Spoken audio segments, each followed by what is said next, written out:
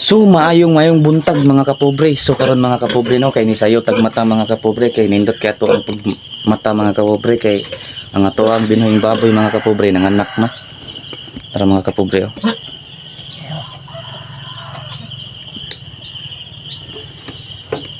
So karon mga kapobre no kay ato ning kuan og bangkil mga kapobre kay hindi ni siya kuan mga kapobre pangsipaan ni sa anay.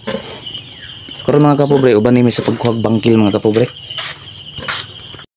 So wala madugay mga kapobre, amo na din gitirahan mga kapobre no. Amo na din nang gipagawas ang mga baktin mga kapobre kay amo nang kalingawan. Dra mga kapobre, amo na din kita sa tagsa og kuha ang iyang mga talinis nga ngipon mga kapobre. So wala pa nakabalo no kay di magid pud sa tanang tawo mga kapobre nga natay binuhi nga baboy. Kuha na mo nagtalinis nga bangkil mga kapobre kay luoy mugud kita naon ng anay kay mga samad ang totoy. Gisulayan na mo na atong una mga kapobre nga dili ra na mo kuha og talinis nga ngipon pero daghan kay nangamatay ang baktin ato tapos luoy pug kay tan-aw ng totoy sa anay. Napoy usahay mga kapobre kung masakitan ang anay ang mga baktin mga lagpot kay pangungaron manggod siya. Ikaw kunay masakitan mga kapobre og makakuha bakag makatawa syempre masuko gid ka. Rehas ragod anang nay nangutang sa imo ha. Dako kay ngisi pag muhangyo na. Pero kung imo na siyang tinglon wa na likay-likayan na ka. Yun ra kayo nang di mo bayad sa imo ha. Ipabaran aron kung kwartahan na siya di ka na say mangutang di ka na puy mulikay. So mana in town Mr. mong buhat mga kapobre no. Salamat sa paglantaw amping mo kanunay.